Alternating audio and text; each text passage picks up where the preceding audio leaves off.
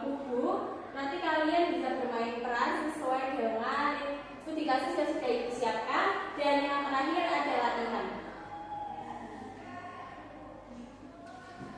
Baik, tujuan dan manfaat. Nah, apa sih tujuan kita mempelajari materi aritmatika sosial? Yang pertama, kita dapat memahami konsep harga beli, harga jual, untung dan rugi dalam situasi tawar-menawar. Dan yang kedua, peserta didik dapat melatih kemampuan. Nah, untuk manfaatnya sendiri dalam kehidupan sehari-hari, itu kita bisa lebih cerdas dalam berbelanja, di mana nanti kita akan mempelajari diskon dan promosi dan merencanakan keuangan pribadi serta menerapkannya untuk berjualan atau berbisnis sederhana.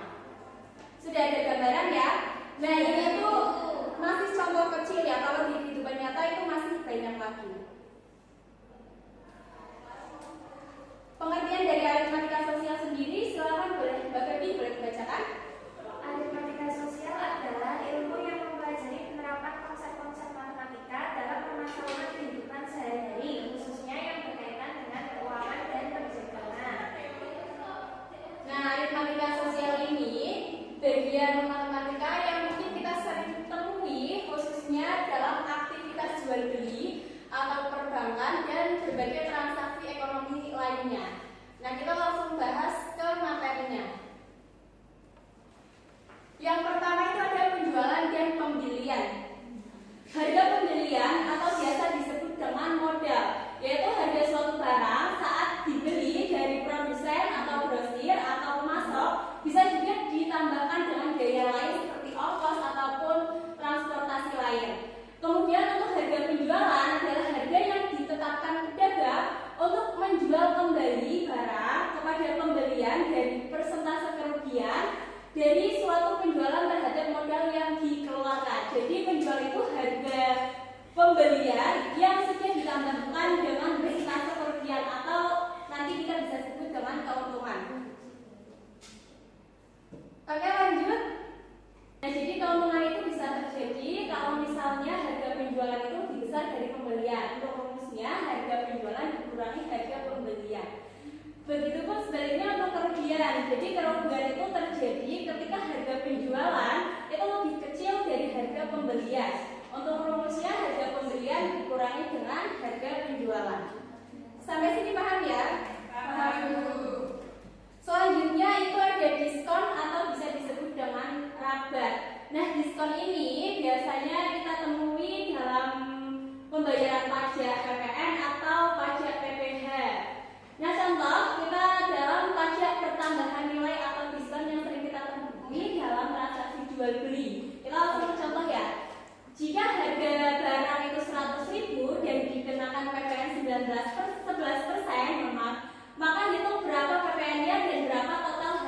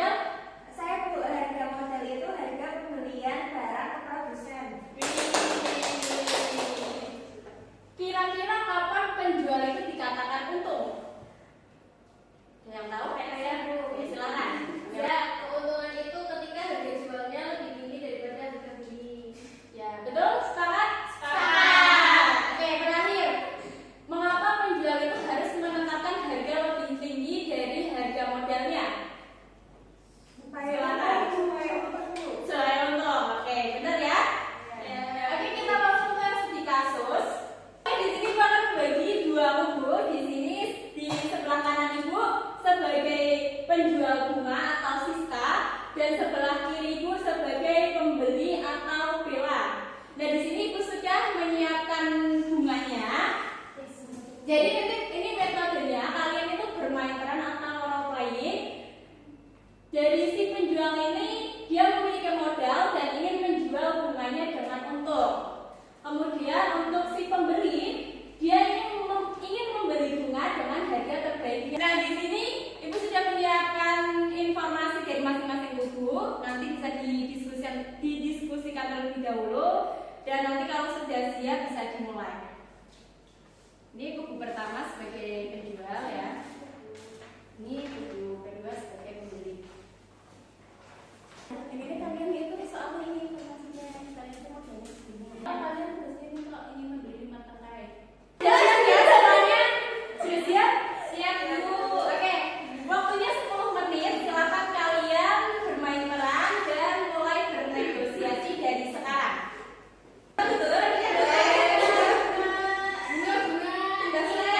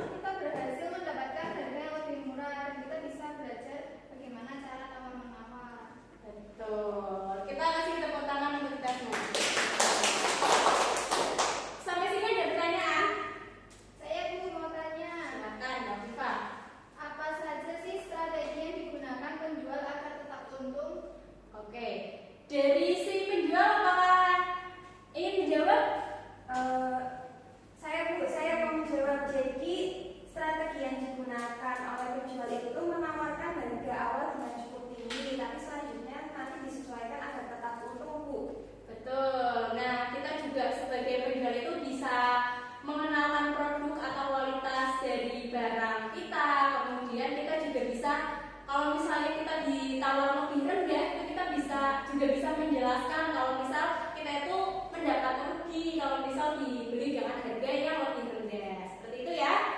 Nah, sekarang kira-kira apa sih strategi dari pembeli supaya bisa mendapatkan harga terbaik untuk menawar? Saya Bu, Silakan Mbak Rama. menawar dengan harga yang lebih rendah untuk membuka negosiasi. Betul. Ada tambahan?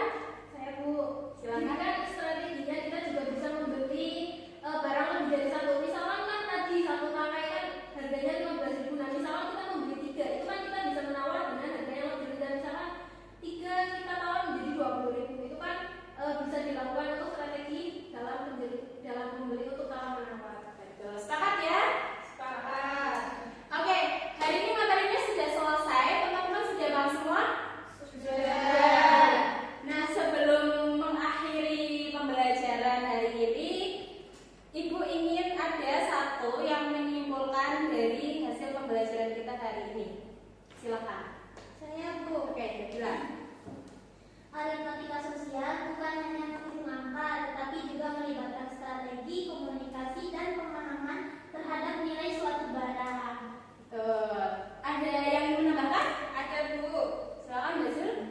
Penjual dan pembeli perlu memahami konsep dasar harga beli dan jual Bu agar untuk Ibu penjual dan pembeli perlu memahami konsep aritmatika seperti dasar harga beli, jual, untung rugi dan persentasenya untuk membuat keputusan yang tepat. Oke, betul ya yang dikatakan teman-teman kalian. Dan yang terakhir itu ada latihan. Tadi sudah Ibu sampaikan untuk latihannya. Nanti kalian silakan buka buku kalian di halaman 147. Tapi nanti di